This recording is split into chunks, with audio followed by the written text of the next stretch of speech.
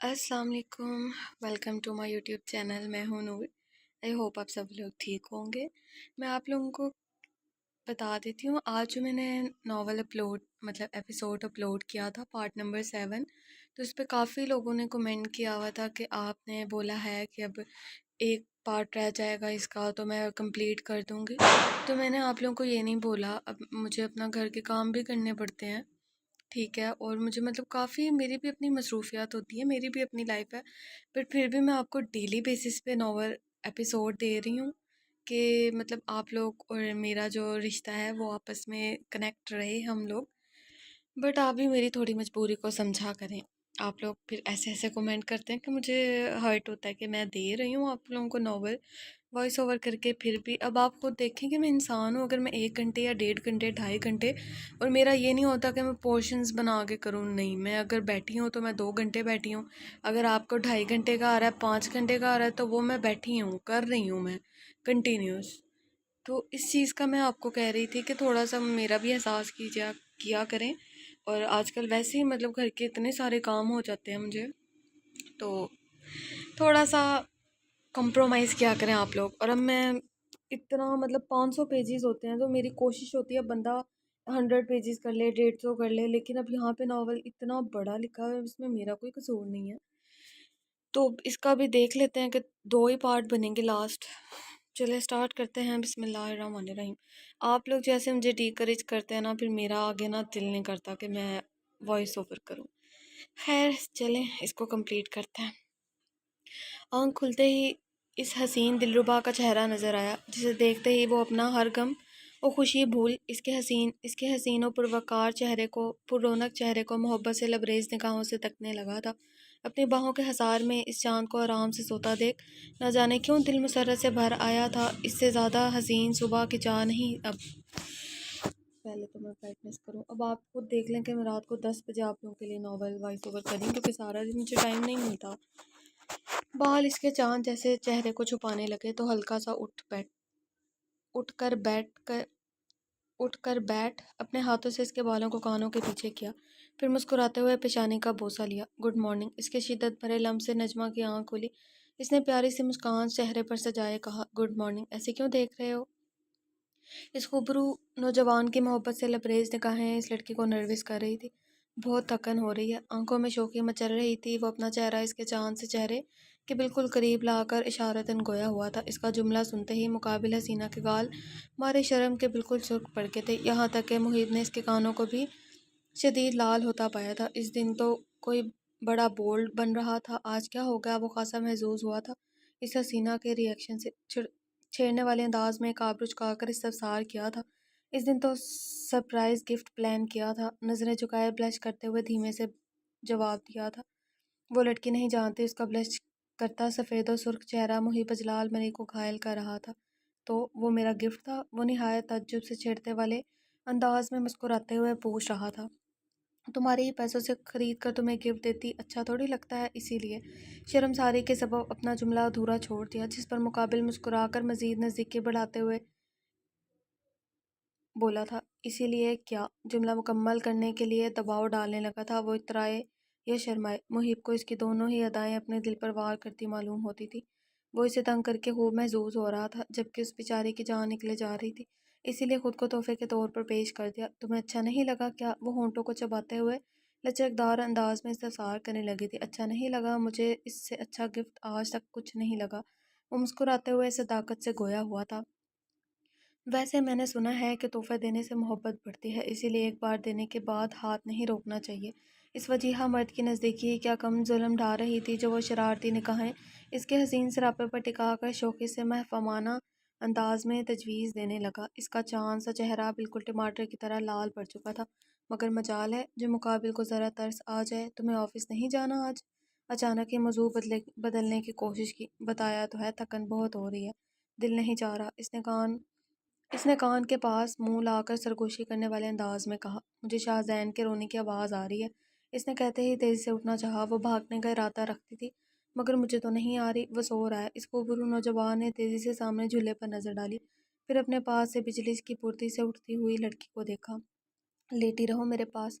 अभी वो भाग पाती, इससे कबल ही मुहिब ने पीछे से इसके बाजू کو گرفت میں لے کر تیزی سے اس کے نازک وجود کو فورس کے ساتھ بیڈ پر گرایا تھا۔ تم واقعی آج آفس نہیں جانے والے؟ وہ اپنے بھاگنے کی کوشش مکمل ناکام ہو جانے پر جھپٹ کر مسکراتے ہوئے پھر ایک بار تصدیق کرنے کے لیے پوچھنے لگی، پاس لیٹا اچھا نہیں لگ رہا تو بتا دو، چلا جاتا ہوں۔ وہ اچانک کی سنجیدگی سے منہ بسور کر استفسار کرنے لگا تھا، میں ایسا نہیں بول رہی، میں تو صرف پوچھ رہی ہوں۔ وہ فوراً ہی اپنی بات کی وضاحت دینے لگی، چھوڑو چھوڑو۔ وہ ناراض ہو کر اٹھ کر واش روم کی جانب بڑھ گیا تھا۔ نجمہ کو سمجھ نہیں آیا اچانک اس کا اتنا اچھا موڈ آف کیوں ہو گیا۔ محب ناشتہ تو کر لو۔ ابھی وہ اٹھتے ہوئے سوچ ہی رہی تھی کہ محب اس کے سامنے کار کی چابی اٹھا کر کمرے سے باہر جانے لگا۔ نجمہ تیزی سے اٹھ کر اس کے پیچھے آئی، اس کا ہاتھ پیچھے سے تیزی سے تھام کر روکتے ہوئے ناشتے کا کہا تھا، مجھے دیر ہو رہی ہے، تم کر لو۔ اتنا کہتے ہی اس نے دوسرے ہاتھ سے اس کا نازک ہاتھ اپنے ہاتھ سے ہٹا دیا۔ پورا دن اس کا کسی کام میں دل نہ لگا، وہ بہت گلٹی محسوس کرتی رہی۔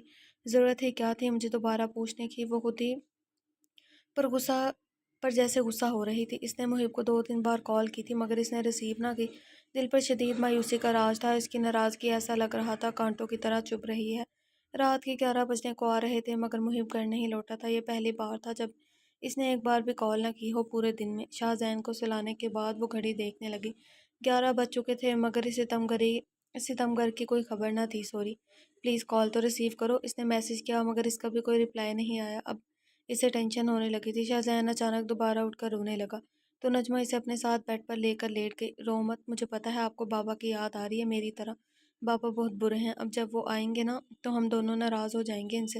ایسا کوئی کرتا ہے بھلا؟ پورا دن ہو گیا، نہ میسج نہ کال۔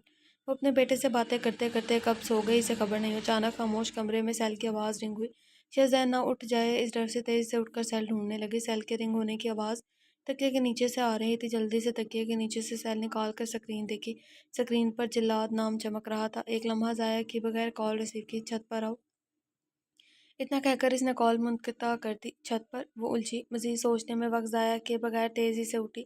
ملازمہ کو شاہزین کے پاس خیال رکھنے کے لیے چھوڑ کر تیزی سے چھت کی جانب بڑھی۔ چھت پر مکمل اندھیرا چھایا ہوا تھا۔ روز معمول میں جو لائٹ جلا کرتی تھی آج نہ جانے کیوں بند تھی وہ اندھیرے کو دیکھ خوفزدہ ہو کر اس کا نام پکارنے لگی۔ بس نام کا پکارنا تھا کہ ساری لائٹس اچانک آن ہوئی۔ اس کی حیرت کی انتہا نہ رہی یہ دیکھ کہ پوری چھت لائٹس اور گلاب کے پھولوں سے نہایت خوبصورت سجی ہے۔ بالکل سامنے ایک ٹیبل نظر آ رہی ہے جس پر ایک بڑا سا کیک رکھا تھا، ساتھ ہی اپنے سامنے کی دوچی رنگز لگی ہوئی تھی، پتہ نہیں کیا لکھا ہوا ہے۔ وہ چلتی ہوئی کیک کے پاس آئی۔ کیک پر happy birthday to my dear wife لکھا دیکھ اسے یاد آیا کہ آج 23 اگست ہے، اس کی اور محب کی سالگرہ کا دن۔ اتنے برے خیالات میں زندگی گزاری تھی کہ اب یاد ہی نہیں رہا تھا کہ 23 اگست ایک خاص دن ہے۔ محب کہاں ہو تم؟ پلیز اب تو سامنے آؤ۔ اس نے سامنے کی جانب نظریں دوڑاتے ہوئے التجائی انداز میں کہا تھا، میں نے کہاں جانا ہے؟ تمہیں چھوڑ کر یہیں ہوں تمہارے پاس۔ وہ تم ہو ظالمہ جو مجھے چھوڑ کر بھاگنے میں لگی رہتی ہو۔ اچانک ہی پیچھے سے اس گبرو نوجوان نے اسے اپنے سار میں مضبوطی سے باندھ کر کانوں میں محبت سے چور لہجے میں سرگوشی کی، پھر اس کے کان نازک کندھے پر تھوڑی جما کر اس کے گال کو چوما۔ ہیپی برتھ ڈے میری جان، نہایت محبت سے کہا گیا تھا۔ نجمہ کو وہ بچپن میں محب کی ہونے والی سالگرہ کے بڑے بڑے فنکشن یاد آنے لگے جس میں وہ اکثر کیک اور فنکشن کی سجاوٹ کو بڑی حسرت سے دیکھا کرتی تھی۔ اس وقت محب اسے کوئی شہزادہ معلوم ہوتا تھا، اسی خاندان میں اسی دن پیدا ہونے کے باوجود اسے یہ سب کہاں نصیب ہوتا تھا؟ کب سوچا تھا وہی شہزادہ ایک دن اسے لیے اپنے ہاتھوں سے سجاوٹ کرے گا۔ Happy birthday to you. اس وجیحہ مرد کا ہثار اپنے ہاتھوں سے کھول کر اس کی جانب مڑ کر اس کی نیلی سمندر جیسی حسین آنکھوں میں جھانکتے ہوئے اپنی اتنی ہی محبت سے جواب دیا تھا، میں پورے دن بہت پریشان رہی، مجھے لگا تم واقعی ناراض ہو گئے ہو۔ وہ تیزی سے روتو سا منہ بنا کر شکوتاً بولی تھی، میں تو بس سرپرائز دینے کی کوشش کر رہا تھا، جب میں نے دیکھا تمہیں آج کا دن بالکل یاد ہی نہیں تو سوچا تھوڑا تنگ ہی کر لوں۔ ویسے اچھا ہی ہے پریشان رہے، اب کم از کم مجھ سے بھاگنے کی کوشش نہیں کرو گی۔ آخری جملہ وہ شرارت سے مسکراتے ہوئے بولا تھا، زیادہ اتراؤ مت تم۔ وہ ہلکی سی خفگی کے ساتھ ہاتھ سے مکہ بنا کر مقابل کے سینے پر مارتے ہوئے بولی تھی، چلو کیک کاٹتے ہیں، 12 بجنے والے ہیں۔ اس نے ہاتھ تھام کر کیک کی جانب لے جاتے ہوئے کہا تھا، happy birthday to you میری جان۔ نجمہ اور اس کے ایک سول ساتھ ساتھ پکڑ کر کیک کاٹا۔ اس لمحے محب کو اپنی 16ویں سالگرہ سیلیبریٹ کرنے والا دن یاد آیا جب وہ اپنا کیک دیکھنے کی نیت سے کچن میں داخل ہوا اور روسا بیگم کو بالکل اس کے کیک جیسا ایک چھوٹا کیک بناتے دیکھ اس کے تن بدن میں آگ لگی تھی۔ وہ لڑکی جائیداد میں شریک بنی، کیا کم تھا جو سالگرہ اور کیک میں بھی بن گئی تھی۔ محب غصے سے پاگل ہو گیا تھا کہ بالکل اس کے کیک جیسا چھوٹا کیک کسی کے سامان سے کیوں تیار کیا گیا۔ عروسہ بیگم نے نجمہ کے لیے یہی وجہ تھی کہ باہر جا کر اس نے خوب عروسہ بیگم کو برا بھلا کہا۔ اس وقت ہنگامہ کرتے ہوئے کیا سوچا اس نے کہ ایک دن خود اس پیدائشی دشمن کے لیے کیک تیار کرے گا، اور وہ بھی نہایت خوشی سے کیوٹ۔ پہلے محب نے اسے اپنے ہاتھوں سے کیک کھلایا، پھر نجمہ نے اسے، پھر وہ لڑکی تیزی سے انگلی پر کیک سے کریم لے کر محب کی ناک پر لگا کر مسکراتے ہوئے بولی، میرا گفٹ۔ محب مسکرا کر ابھی جیب سے رومال نکالتے ہوئے ناک پر لگی کریم صاف کر رہا تھا کہ نجمہ اس کی جانب اپنا ہاتھ بڑھا کر تحفے کی ڈیمانڈ کرنے لگی۔ یہ لو۔ اس نے کوٹ کی جیب سے لفافہ نکال کر اس کی جانب بڑھایا۔ پراپرٹی ٹرانسفر کے پیپرز۔ نجمہ کو پہلے ہی اندازہ تھا کہ لفافے میں کیا ہے۔ اس نے لفافہ کھولا تو اس میں پراپرٹی کے پیپرز نکلے جن میں محب کے سائن تھے۔ تمہاری امانت، اس نے کہہ کر مقابل حسینہ کی نرمی سے پریشانی چومی تھی۔ شکریہ۔ اس نے مسکراتے ہوئے اپنی امانت قبول کر لی تھی۔ وہ لفافہ ٹیبل پر رکھ کر پلٹی ہی تھی کہ محب نے تیزی سے اس کا نازک ہاتھ پکڑ کر اس میں کپل رنگ پہنائی، جسے دیکھتے ہی اس کے چہرے پر بڑی پیاری سی مسکان رقصہ ہوئی۔ یہ وہ کپل رنگ تھی جو نجمہ نے استنبول میں جویلری شاپ پر دیکھی تھی۔ اسے یہ بہت پسند آئی تھی۔ پوری شاپ کی سب سے مہنگی کپل رنگ خریدنا چاہتی تھی وہ۔ اس کے 2 پیر تھے، ایک اپنے اور محب کے لیے، اور دوسرا جواد اور اس کی فیوچر گرل فرینڈ کے لیے۔ مگر دکاندار نے بتایا کہ اس کپل رنگ کے صرف 2 ہی پیئرز ہیں، جن میں ایک کافی عرصہ پہلے ایک لڑکا خرید کر لے جا چکا ہے۔ یہ بات سنتے ہی وہ دکھی ہوئی تھی، کیونکہ اسے یہ کپل رنگ پہلی ہی نگاہ میں بہت پسند آئی تھی۔ مانو دل اٹک گیا تھا، مگر کیونکہ صرف ایک ہی پیئر میسر تھا، اسی لیے فیصلہ کیا کہ وہ جواد کو تحفے میں دے دے گی۔ محب نے وہ کپل رنگ پہلے سے اپنے بائیں ہاتھ میں پہنی ہوئی تھی۔ اپنی رنگ والے ہاتھ کی انگلیاں اس کی نازک اور لمبی انگلیوں میں الجھا کر مسکرا کر اس دلربا کا چہرہ دیکھنے لگا جس سے خوشی کے جام بٹ رہے تھے۔ اور میرا گفٹ؟ محب نے ایک آبرو جھکا کر پوچھا تھا۔ وہ سوچتے ہوئے، اسے تو یاد ہی نہیں تھا، تحفہ کہاں سے لاتی۔ اگلے لمحے محب نے اس کی سیاہ نسیلی آنکھوں میں شرارت ابھرتی دیکھی۔ وہ دونوں باہیں اس کے گردن کے گرد حائل کر کے اس خوبرو نوجوان کے وجود پر اس یقین کے ساتھ گری کہ وہ تھام لے گا، پھر پیاری اور معصوم سی مسکان چہرے پر سجائے اس کی نیلی آنکھوں میں جھانکتے ہوئے محبت سے چور لہجے میں کہا، میں محب اجلال ملک، یہ پوری کی پوری نجمہ تمہاری۔ اس کی بات سنتے ہی مقابل کے رعبدار چہرے پر بڑی سی مسکراہٹ بکھری تھی۔ اس نے اپنی دونوں باہیں اس کے نازک سراپے کے گرد حائل کر کے اسے خود میں مضبوطی سے بھینچا تھا۔ اتنا مضبوطی سے اس نازک صفت کو محسوس ہوا کہ اس کی ہڈیاں آپس میں مل جائیں گی۔ لگ رہا تھا جیسے سمو لینا چاہتا ہو خود میں۔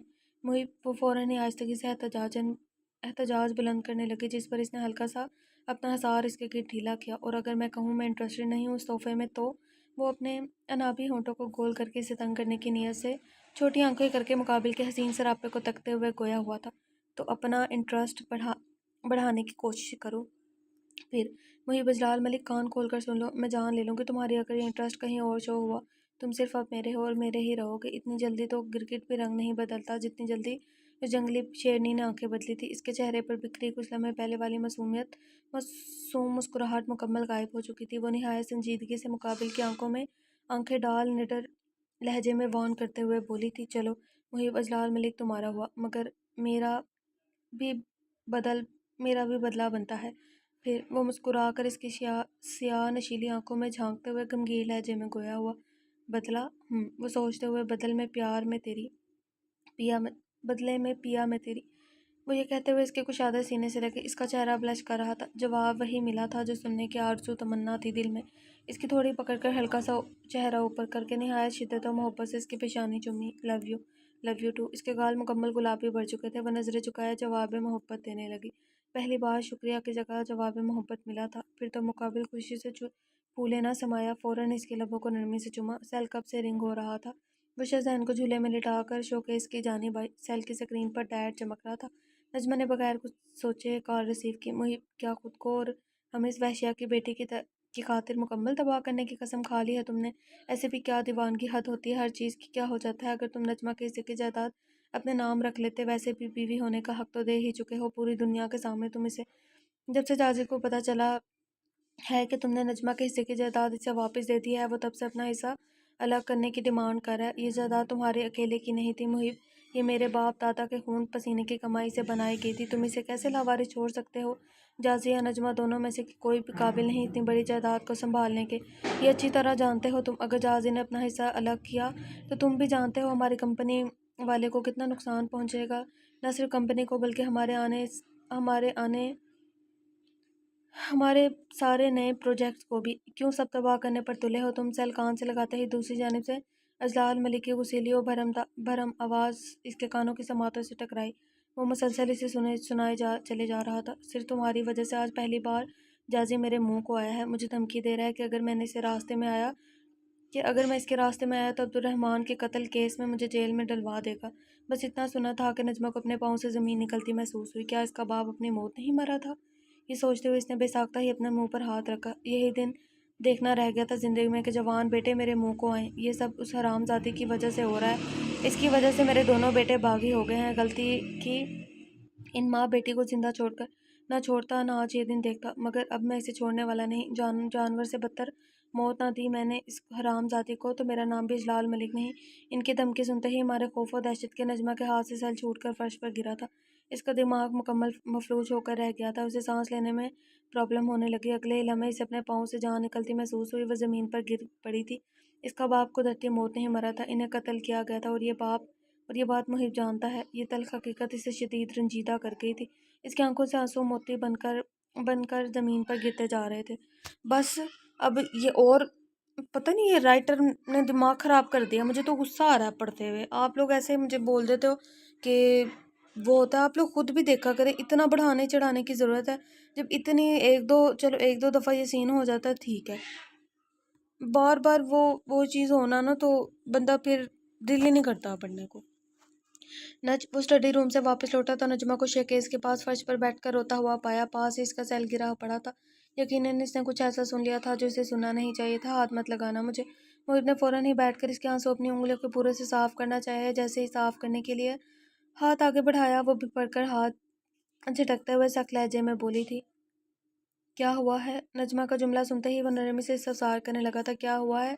کیا نہیں ہوا یہ پوچھو۔ تمہارے باپ کا فون آیا تھا، میں نے کال ریسیو کر لی یہ بتانے کے لیے کہ تم اسٹڈی میں ہو، مگر مجھے بتانے کا موقع دیے بغیر انہیں جو سچ مجھ پر آشکار کیے وہ میری روح تک کو زخمی کر گئے۔ اس نے پہلی بار اجلال ملک کے لیے بڑے ابو کی جگہ تمہارا باپ کا لفظ استعمال کیا تھا، جو مقابل کو حیرت میں ڈالنے کے لیے کافی تھا۔ کیا کہا انہوں نے؟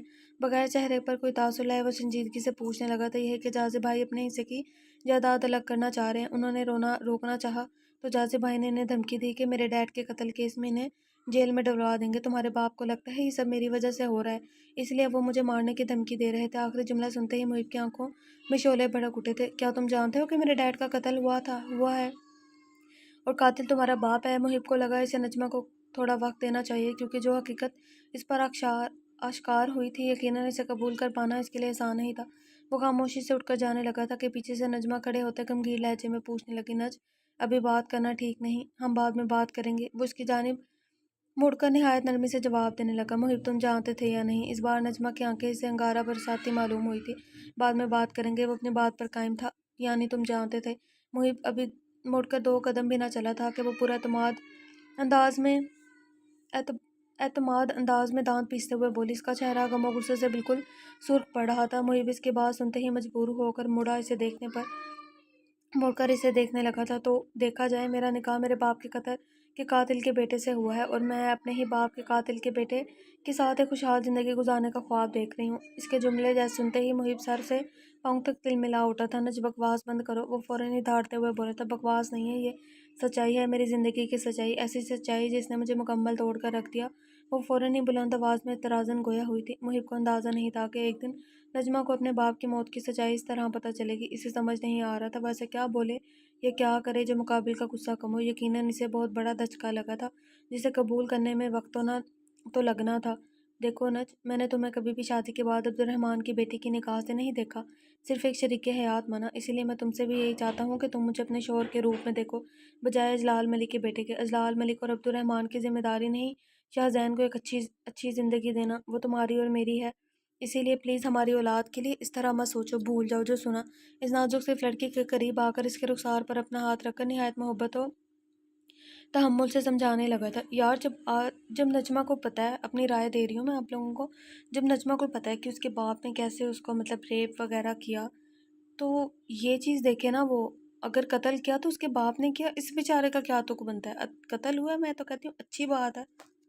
تو اس کا مطلب تم چاہتے ہو تمہارے باپ کا کیا گناہ ہمیشہ چھپا رہے اور اسے کبھی سزا نہ ملے۔ وہ فوراً ہی احتجاجاً گویا ہوئی تھی، سزا کوئی دودھ کا دھلا نہیں تھا تمہارا باپ، اس نے ریپ کیا تھا میری آنی کا، اس کی وجہ سے میری آنی نے میری آنکھوں کے سامنے خودکشی کی۔ میں اپنے ڈیڈ کو اس عبدالرحمن کی خاطر کیوں سزا دلوانے لگا جو اسے ملا میرے نزدیک وہ بہت کم ہے۔ وہ کمینہ و خبیث شخص اس سے بھی بدترین موت کا حقدار تھا۔ بالکل صحیح بولا، وہ تیزی سے بھڑک کر بولا تھا۔ نجمہ نے اس کی آنکھوں میں خون اترتے دیکھا، اس کے آخری جملے عبدالرحمن کی بیٹی ہونے کے ناطے وہ سن نہ سکی، اس کا خون کھولنے لگا تھا۔ مقابل اپنے باپ کے گناہ کو کیسے نظر انداز کر رہا تھا۔ میں تمہارے باپ کو اچھی طرح جانتی ہوں، انہوں نے تمہاری خالہ کی عزت کا بدلہ لینے کے لیے تو نہیں مارا ہوگا، میرے باپ کو یقیناً وجہ جائیداد کی ہوس و لالچ ہو رہا ہوگا، پھر تم کیسے اپنے باپ کا ساتھ دے سکتے ہو؟ وجہ جو بھی تھی، عبدالرحمن کو وہی ملا جس کے وہ قابل تھا۔ جیسے تمہاری آنی کے ساتھ جو ہوا وہ گناہ تھا جس کی تمہارے نزدیک میرے باپ کی سزا بنتی تھی، ویسے ہی تمہارے باپ نے جو کیا وہ گناہ ہے میرے نزدیک، اور تمہارے باپ کی بھی سزا بنتی ہے۔ انہوں نے جائیداد کی ہوس میں اپنے سگے بھائی کو مار دیا، شرم آنی چاہیے انہیں، وہ ان سے زیادہ تمہیں جو ان کے گناہ کو چھپانے رکھنے کے لیے ان کا ساتھ دے رہے ہو۔ اپنی جگہ وہ لڑکی بالکل درست ہے، جلال ملک کو اپنے بھائی کے ناحق قتل پر سزا بنتی تھی۔ ہاں تو سزا تو بنتی ہے ڈیفینیٹلی، جسے محب کسی صورت قبول کرنے کے لیے تیار نہ تھا۔ اس کے بھی کھلے لگائے بندہ، کیا کر رہی ہو؟ وہ اچانک ہی پڑھ کر بیڈ سے نیچے کی دراز سے سوٹ کیس نکالنے لگی، جسے دیکھتے ہی محب کی آنکھیں حیرت سے پھیل گئی۔ نج کہاں جا رہی ہو؟ وہ لڑکی تیزی سے الماری سے اپنے کپڑے نکال کر سوٹ کیس میں ڈالنے لگی، مقابل تیزی اس کا ہاتھ روکتے ہوئے غصے سے دھاڑا تھا۔ میں نے پوچھا کہاں جا رہی ہو؟ مقابل کا ہاتھ جھٹک کر اس کے سوال کو مکمل اگنور کر وہ اپنے کپڑے سوٹ کیس میں ڈال کر سوٹ کیس بند کرنے لگے، جس پر محب اس کا بازو مضبوطی سے اپنی گرفت میں لے کر غصیلی آواز میں اپنا سوال دہرانے لگا۔ کہیں بھی جاؤں تم سے مطلب؟ وہ خاصا برہمی سے دو ٹوک انداز میں بولی۔ نج بچوں والی حرکتیں بند کرو، چھوٹی چھوٹی باتوں پر اپنا گھر چھوڑ کر کہاں جانا کہاں کی عقل مندی ہے؟ میں کہہ رہا ہوں نا تمہارا غصہ ٹھنڈا ہو جائے گا، پھر ہم بات کریں گے بیٹھ کے۔ وہ اسے ابھی بھی سمجھانے کی صحیح میں تھا، آواز میں دبا دبا غصہ جھلک رہا تھا، جیسے بہت مشکل سے اپنا غصہ ضبط کر رہا ہو۔ چھوٹی بات؟ میرے باپ کا قتل تمہیں ایک چھوٹی بات لگتا ہے؟ مقابل اس کی بات پر مزید بھڑک اٹھے گی، یہ کہاں جانتا تھا وہ؟ مزید آگ بگولا ہو کر اس کا ہاتھ اپنے بازو سے جھٹکا۔ اتنی رات کو کہاں جاؤ گے؟ وہ سوٹ کیس لے کر جانے لگی تو محب نے تیزی سے سوٹ کیس اس کے ہاتھ سے چھینتے ہوئے بولا تھا، کہیں بھی جاؤں مگر اپنے باپ کے قاتل کے بیٹے کے ساتھ نہیں رہوں گی۔ وہ دھڑک سے جواب دیتے ہوئے بولی تھی، وہ اس قدر غم و غصے سے پاگل ہو رہی تھی کہ اسے شاید خود بھی خبر نہ تھی کہ وہ جس بات میں کیا بول رہی ہے۔ تو اب میں محب سے قاتل کا بیٹا ہو گیا، شدید رنج پہنچایا تھا مقابل کھڑی اس لڑکی کے جملے نے، جیسے زوردار تماچا رسید کر دیا ہو چہرے پر، جس کی گونج وہ اپنے کانوں میں محسوس کر رہا تھا۔ جب اس نے کبھی شادی کے بعد اسے عبدالرحمن کی بیٹی کے روپ میں نہیں دیکھا تو پھر وہ اسے جلال ملک کے بیٹے کے روپ میں کیوں دیکھ رہی تھی؟ کیوں اتنی سی بات اسے سمجھ نہیں آ رہی تھی کہ وہ ماضی کو بدل نہیں سکتا اور نہ ہی اپنے باپ کو سزا دلوا کر پوری دنیا کے سامنے اپنے خاندان کا نام و عزت خراب کر سکتا ہے؟ اور پھر کیوں دلوائے وہ سزا؟ اگر اس کا باپ نہ مارتا تو یقیناً ایک دن وہ خود اسے اپنے ہاتھ سے مار دیتا۔ اس کی خالہ کی عزت لوٹی تھی آخر اس کمینے نے۔ محب کے نزدیک اس جیسے جانور کو جینے کا کوئی حق نہیں تھا۔ وہ اس کے سامنے شاہزین کو جھولے سے اٹھا کر ایک ہاتھ سے سوٹ کیس کا ہینڈل کھینچتی کمرے سے باہر چلی گئی تھی۔ نجمہ کے نزدیک محب اپنے باپ کو بچا رہا تھا، جو قطعی طور پر غلط تھا۔ جائیداد کے لیے بھائی کے قتل کو کیسے جائز مان کر بیٹھ گیا تھا وہ؟ نج رات ہو گئی ہے، کہاں جاؤ گی اس وقت؟ اس لڑکی پر اتنا شدید غصہ تھا کہ پہلے تو خیال آیا کہ بھاڑ میں جائے، مگر 2-3 لمحوں بعد دل پلٹی کھا گیا کہ نہیں، وہ اتنی رات میں چھوٹے بچے کے ساتھ کہاں جائے گی؟ یہ خیال آتے ہی وہ فکرمند ہو کر تیزی سیڑھیاں اترا، اس کا نازک ہاتھ پکڑ کر پھر ایک بار روکا۔ میرا ہاتھ چھوڑو، مجھے نہیں رہنا تمہارے ساتھ، وہ اعلانیہ سخت لہجے میں گوئی ہوئی۔ یہاں سے ڈائریکٹ ایئرپورٹ جانے کا ارادہ رکھتی تھی، جلد سے جلد بس اپنی ماں کے پاس پہنچ کر ان کے سینے سے لگ کر رونا چاہتی تھی۔ فوراً کمرے میں لے کر جاؤ شاہزین کو، وہ بھول گئی تھی شاید مقابل محب جلال ملک ہے اس کے، وہ کیسے اسے اتنی رات میں شاہزین کو ساتھ باہر جانے دے سکتا تھا؟ اس خوبرو نوجوان نے تیزی سے شاہزین کو اس کی گود سے چھیننے والے انداز میں لے کر پاس کھڑے ملازموں کو دیکھ کر عہدیدارانہ انداز میں حکم صادر کیا تھا، میرا بچہ، تم مجھ سے شاہزین کو چھین رہے ہو؟ وہ فوراً ہی ملازمہ سے شاہزین کو چھین لینا چاہتی تھی، مگر محب نے اس کے دونوں ہاتھوں پہ اپنی گرفت میں لے لیے تھے، جس پر وہ بے یقینی سے غصیلی و بھری آواز میں استفسار کرنے لگی، بالکل نہیں، چھین کون رہا ہے؟ میں نے تو صرف اسے دوسرے کمرے میں آرام کے لیے بھیجا ہے تاکہ ہم بات کر سکیں۔ وہ خاصا نرمی سے جواب دے ہوا تھا، مجھے کوئی بات نہیں کرنی تم سے، مجھے میرا بیٹا دو، مجھے جانا ہے، وہ دانت پیستے ہوئے کھا جانے والی نگاہوں سے اسے گھورتے ہوئے بولی تھی۔ تمہارا بیٹا آسمان سے ڈاؤن لوڈ ہو گیا تھا کیا؟ وہ اپنی شارپ نگاہیں اس کے وجود پر گاڑے تنزیہ گویا ہوا تھا۔ میری بھی اولاد ہے وہ۔ پھر خاصا جتاتے ہوئے کہا تھا، ٹھیک ہے، رکھو اپنے بیٹے کو اپنے پاس، میں کورٹ سے لے لوں گی۔ وہ اتنا سخت جواب دے گی اس کی توقع نہیں تھی بالکل مقابل کو۔ کورٹ کا نام سنتے ہی بہت ساری پرانی تلخ یادوں نے اسے گھیر لیا تھا۔ اجلال ملک شروع سے ہی مبشرہ بیگم سے جائیداد کی خاطر لڑ رہے تھے۔ مبشرہ بیگم بتا کر تھک گئی تھی کہ ان کے بھائی نے ان کے حصے کی جائیداد دھوکے سے لی ہے، مگر پھر بھی وہ یقین نہ کرتے۔ وہ سمجھدار ہو گیا تھا، اپنے والدین کو ہر وقت لڑتا دیکھ وہ کافی اداس و خاموش رہتا۔ بہت برا اثر قبول کر رہی تھی طبیعت والدین کی لڑائی کا۔ آج گھر میں دعوت تھی مگر کینسل کرنی پڑی کیونکہ اجلال ملک اور مبشرہ بیگم کتے بلی کی طرح صبح سے لڑ رہے تھے۔ سارے ملازمین ان کا تماشا دیکھنے میں مشغول نظر آ رہے تھے، جبکہ وہ اپنے چھوٹے بھائی کو جو چیخوں کی آواز کے سبب رو رہا تھا اٹھا کر اپنے کمرے میں لے کر آیا تھا۔ وہی جانتا تھا اس کے ننھے دل میں نے وہ 3 گھنٹے بند کمرے میں کیسے گزارے۔ ایسے اپنے چھوٹے بھائی کو سنبھالا، وہ روتا، کبھی چیختا، کبھی اپنے دونوں ہاتھوں پر، کبھی اپنے کانوں پر ہاتھ رکھ کر کمرے کے ایک کونے میں بیٹھ جاتا اور تب تک بیٹھا رہتا جب تک اس کے والدین کی لڑائی کی آواز آنا بند نہ ہو جاتی۔ یہ درد و کرب بھرے لمحات ایسا لگتا تھا کبھی گزریں گے ہی نہیں۔ امی حضور، آج فائنل میچ ہے میرا اسکول میں، آپ دونوں آئیں گے نا؟ وہ بھی دوسرے بچوں کو دیکھ کر چاہت رکھتا تھا کہ اس کے والدین بھی اسے سپورٹ کرنے اس کا حوصلہ بڑھائیں، مگر یہ چاہت ہی رہ گئی۔ وہ دونوں کبھی ساتھ نہیں آئے۔ اتوار کا دن تھا، وہ دونوں بھائی ویڈیو گیم کھیل رہے تھے کہ اچانک لڑائی کی آواز آنا شروع ہو گئی۔ جازی چھوٹا ہونے کے سبب وہیں سہم گیا۔ وہ گیم کو چھوڑ کر ان کے کانوں پر ہاتھ رکھ کر بیٹھ گیا۔ وہ پت جھڑ کا موسم تھا، سامنے کھڑکی سے درخت سے نیچے پتے گرتے ہوئے نظر آ رہے تھے۔ تب نجمہ اچانک ہی وہاں لاؤنج میں آئی تھی، جس کی نظر ان گرتے پتوں پر گئی تو وہ تیزی سے بولی، دیکھو جازی بھائی، پتے مرجھا کر گر رہے ہیں۔ تب بھی وہ خاصا رنجیدہ ہو کر بولا، تمہیں چھوٹی بچی ہونے کے باوجود باہر پتے مرجھاتے نظر آ رہے ہیں، مگر ہمارے والدین کو بڑے ہونے کے باوجود بھی اپنے بچے مرجھاتے نظر نہیں آ رہے۔ وہ گرتے پتے، وہ چیخیں، وہ اپنے بھائی کا سہما وجود زندگی بھر کے لیے اس کی آنکھوں میں بس گیا تھا۔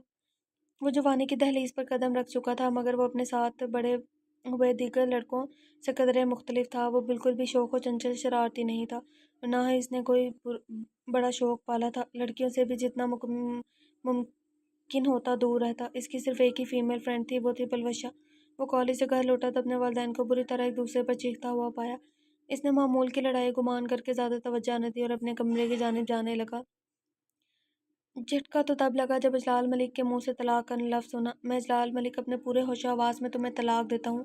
یہ تو اچھا ہے کہ طلاق صرف ایک ہی بار دی تھی۔ جب دوسری بار دینے کے لیے منہ کھولا تو محترمہ رقیہ جو پاس ہی کھڑی تھی، انہوں نے ایک زوردار تھپڑ اجلال ملک کے منہ پر رسید کر دیا۔ لیکن تیر تو کمان سے اب نکل چکا تھا، ایک طلاق واقع ہو گئی تھی۔ مبشرہ بیگم روتی ہوئی اپنا سوٹ کیس لے کر محب اور جازب کو اپنے ساتھ لے کر جانے لگی۔ اجلال ملک نے محب کو روک لیا اور جازب کو چھوٹا ہونے کے سبب ماں کے ساتھ جانے دیا۔ اپنی ماں اور چھوٹے بھائی کے جانے کے بعد اسے ملک مینشن کاٹنے کو دوڑتا رہا۔ صاحب اپنے باپ کو ہر وقت نشے میں دودھ دیکھنا، نہ آفس کی پرواہ، نہ بیٹے کی اور ماں کی۔ کالج سے واپسی پر اس نے اپنے باپ کو ایک ہوٹل سے ایک خوبصورت لڑکی کے ساتھ نکلتے دیکھا۔ اس کا باپ تو شراب و شباب میں مگن ہو گیا تھا، کاروباری معاملات بالکل خراب ہو رہے تھے۔ ایک دن جب وہ گھر میں داخل ہوا تو اجلال ملک کی سیکرٹری کو محترمہ رقیہ کو آفس کی خراب صورتحال بتاتے ہوئے پایا، جسے سن وہ کافی پریشان ہوا۔ اس نے فیصلہ کیا کہ کل سے کالج کے بعد سیدھا آفس جائے گا۔ اس طرح بہت چھوٹی عمر میں اس نے اپنے نازک کندھوں پر پورے ملک خاندان و کاروبار کی ذمہ داری لی تھی۔ کچھ ماہ گزرتے ہی اسے مبشرہ بیگم کی کال آنے لگی۔ وہ بہت روتی، ان کی بھابھی اور بھائی ان کے اور جازے کے ساتھ بہت برا سلوک کر رہے تھے۔ وہ واپسی کی راہ تلاش کر رہی تھی۔ محب ان کی باتوں سے اندازہ لگا چکا تھا کہ وہ اجلال ملک کے پاس دوبارہ آنے کے لیے بالکل تیار ہیں۔ وہ دوسرے دن کالج جانے کے بجائے پاس والی مسجد میں گیا۔ وہاں اس نے اپنا مسئلہ مسجد کے امام سے دریافت کیا۔ بیٹا، میں مسجد کا امام ہوں، عالم و مفتی نہیں، بہتر ہے آپ اس سلسلے میں کسی عالم یا مفتی صاحب سے رابطہ کریں۔ اس کے جواب پر محب تیزی سے استفسار کرنے لگا، کیا آپ کسی عالم کو جانتے ہیں جو میری اس معاملے میں مدد کر سکیں؟ جی، یہ مفتی اویس صاحب کا فون نمبر ہے، آپ چاہیں تو ان سے اپنے مسائل کا حل گھر بیٹھے معلوم کر سکتے ہیں۔ یہ واٹس ایپ اور میسیجز پر بھی رپلائی کر دیتے ہیں، اسی لیے آپ کو پریشان ہونے کی کوئی ضرورت نہیں۔ محب ان کا شکریہ ادا کر کے مفتی اویس صاحب کا نمبر اپنے سیل میں محفوظ کرنے کے بعد گھر واپس آیا۔ اس نے اپنے کمرے میں آ کر انہیں کال کی۔ 2-3 بار سیل رنگ ہونے کے بعد کال ریسیو ہوئی۔ رسمی سلام دعا کے بعد محب نے اپنا مسئلہ دریافت کیا۔ اگر شوہر نے بیوی کو ایک طلاق دے دی تو دوبارہ رجوع ایسے کیسے کر سکتے ہیں؟ جواب: سب سے پہلے یہ جان لیجیے کہ طلاق کے لیے 2 طرح کے الفاظ استعمال کیے جاتے ہیں۔ ایک لفظ سرئی اور دوسرا لفظ کنایا طلاق کے لیے لفظ، یہ آپ لوگ خود پڑھ لیجئے گا، میں اتنی اسٹیمنا نہیں ہے کہ میں پڑھوں، آپ لوگ خود پڑھ لیجئے گا۔ محب اچھی طرح واقف تھا کہ سیدھی انگلی سے گھی نہیں نکلے گا، اسی لیے ایک رات موقع پا کر پراپرٹی کے پیپرز لے کر ان کے کمرے میں جا پہنچا۔ وہ نشے میں بدمست بیڈ پر پڑے تھے۔ ڈیڈ، یہ کچھ پیپرز ہیں، ان پر آپ کے سائن چاہیے۔ محب نے سنجیدگی سے پیپرز ان کے سامنے ٹیبل پر رکھتے ہوئے، وہ اپنے اتنے نشے میں تھے کہ پڑھنے تک کی زحمت نہ کی، اور سائن کر دیے۔ معاملات بالکل اس کے پلان کے مطابق چل رہے تھے کہ دوسری جانب سے اس کے ماموں نے جلال ملک پر حق مہر نہ دینے اور مار پیٹ و طلاق دے کر مبشرہ بیگم کو گھر سے نکال دینے کا کیس کر دیا۔ مانا وہ اس کیس کے سلسلے میں ایک دو بار ہی کورٹ گیا تھا، مگر وہ تلخ یادیں ہمیشہ کے لیے اس کے ذہن میں نقش ہو گئی تھی، خاص طور پر اس لمحے جب زاجے جلال ملک کا ہاتھ چھوڑ کر جانے کے لیے تیار نہ تھا، اور مبشرہ بیگم اور اس کے ماموں اپنی پوری قوت سے اسے کھینچتے ہوئے گاڑی میں بٹھا کر لے کر گئے تھے۔ وہ لمحہ شدید کرب بھرا تھا اس کے لیے، جب اپنے چھوٹے بھائی کو اس طرح تڑپ کر جدا ہوتا دیکھا تھا۔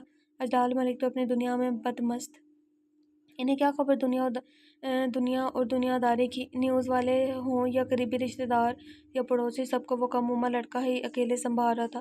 ڈیڈ، مجھے آپ سے ضروری بات کرنی ہے۔ کافی وقت لگا اسے اس سٹیج پر پہنچنے کے لیے کہ جلال ملک کے سامنے رعبدانانہ انداز میں کھڑا ہو سکے، مگر وہ اپنی دن رات کی محنت سے پہنچا اور کھڑا ہوا۔ کل کر لینا، ابھی تھکا ہوا ہوں، وہ کہہ کر اپنے کمرے کی جانب قدم بڑھانے لگے۔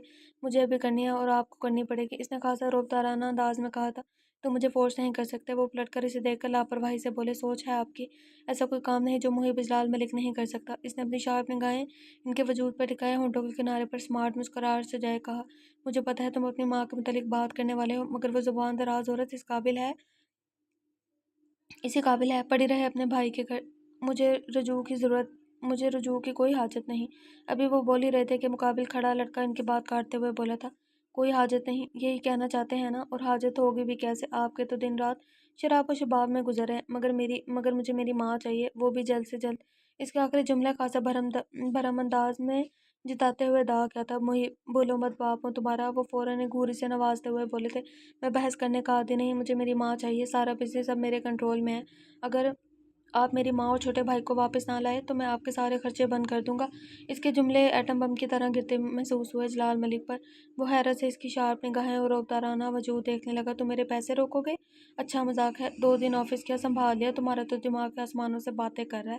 وہ فوراً ہی جوابی کارروائی دانت پیستے ہوئے کرنے لگے تھے، یہ دیکھنے کے بعد خود فیصلہ کریں آپ نے کیا کرنا ہے۔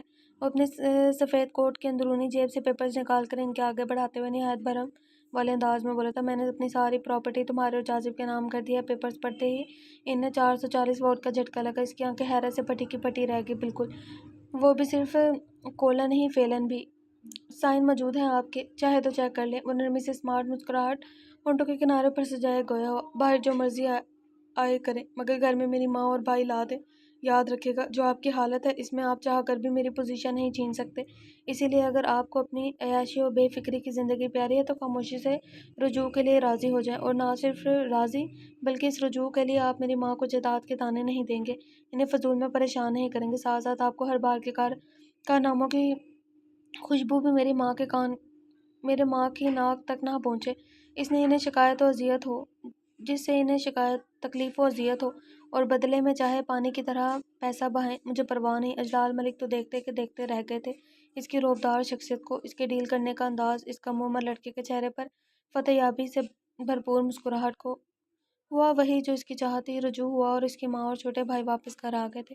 ماں کے بغیر گھر نہیں ہوتا، وہ تو قبرستان لگتا ہے، ویران جنگل سا، وہ وہی جانتا ہے وہ کیسے اتنے وقت تک اس ویرانے میں خاموشی سے رہا۔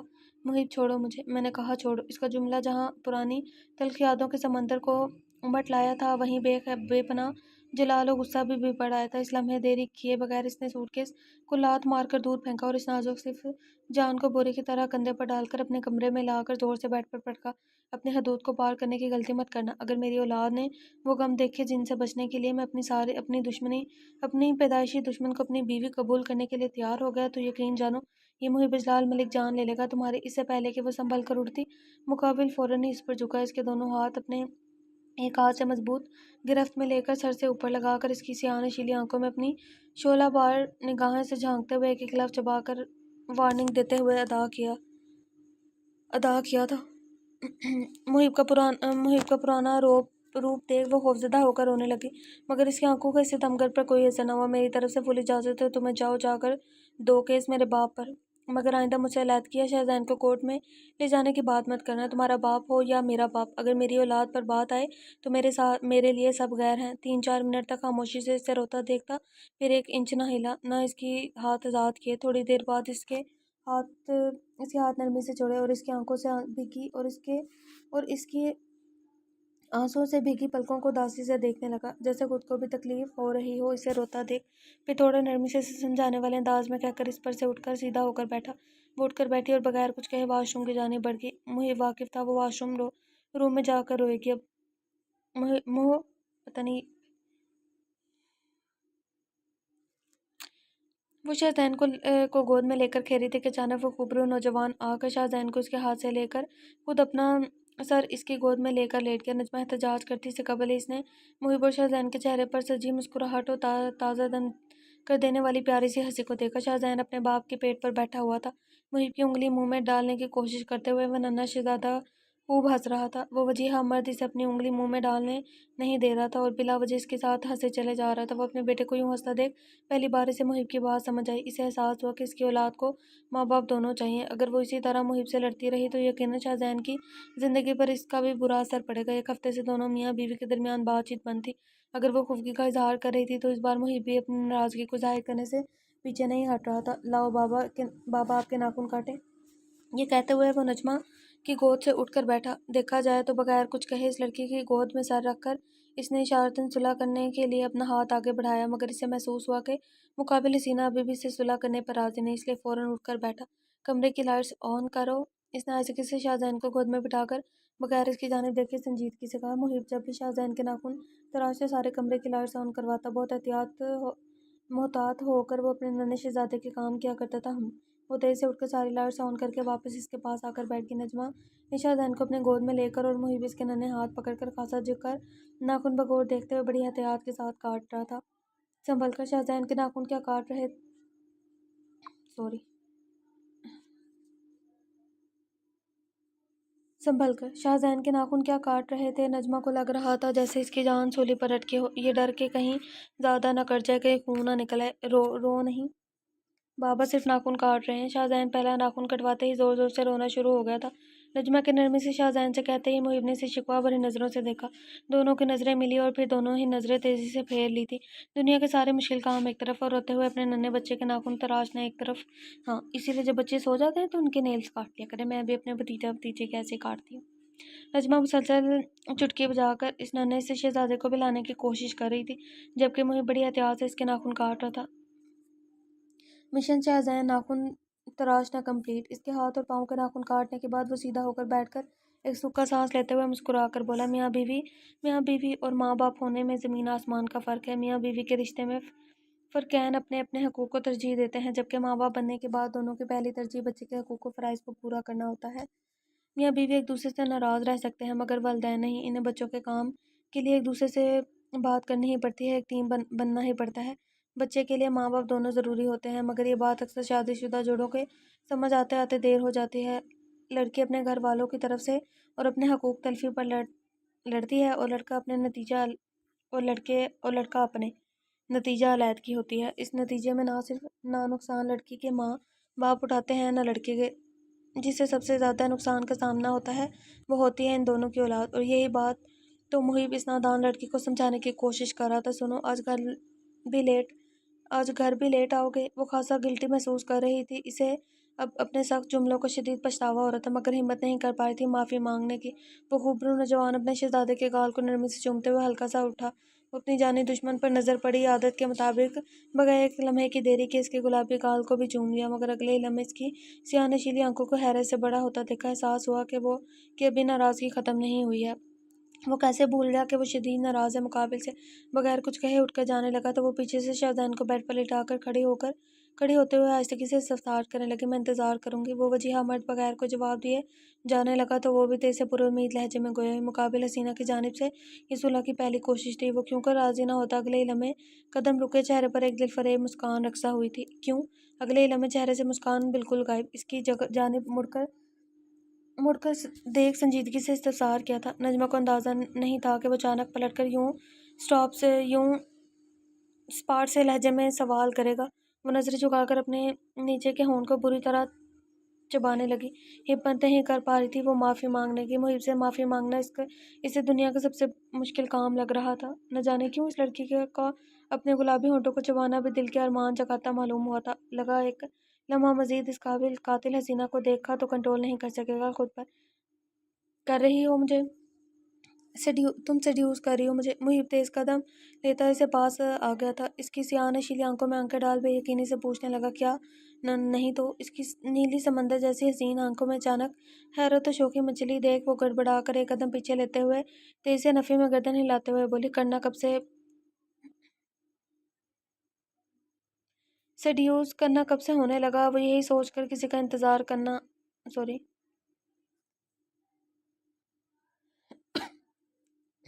پتہ نہیں کیا لکھا ہوا ہے دل میں کچھ اور لبوں پر کچھ۔ تم جانتی ہو تم چاہتی کیا ہو آخر؟ محب کو لگا وہ دانستہ طور پر اسے تنگ کر رہی ہے، اس لیے کچھ سے دور ہوتا دیکھ اپنا ہاتھ اس کی کمر کے گرد حائل کر کے اس کے نازک سراپے کو خود سے قریب کرتے ہوئے سیاہ نشیلی آنکھوں میں جھانک کر ذرا برہمی سے استفسار کرنے لگا، پھر ہونٹ چبا رہی ہو؟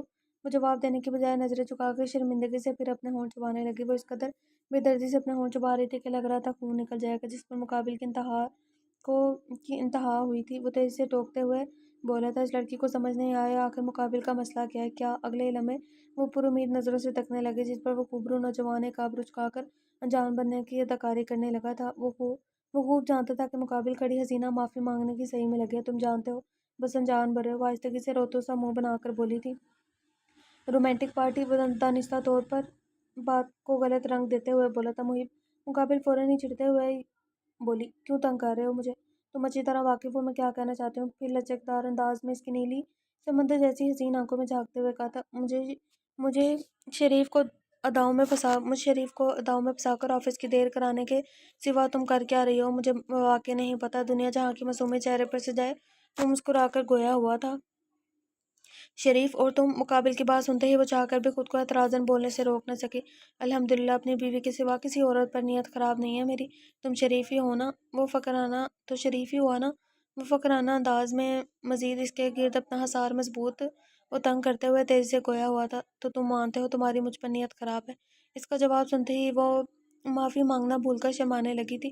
اس کے گال گلابی پڑنا شروع ہو گئے تھے۔ وہ مقابل کی حسین نیلی آنکھوں میں جھانکتے ہوئے مسکرا کر کہنے لگی تھی، پہلے دن سے وہ خاصا فقرانہ انداز میں جواب دہ ہوا تھا جس پر وہ حصار میں جکڑی لڑکی بلش کرنے لگی تھی، چلو مزید مجھے تنگ نہ کرو، آج بہت بیزی ڈے ہے میرا، رات کو لیٹ آؤں گا، انتظار مت کرنا، کھانا کھا کر سو جانا۔ بلش کرتے ہوئے وہ لڑکی کتنی حسین لگ رہی تھی شاید وہ خود بھی نہیں جانتی تھی۔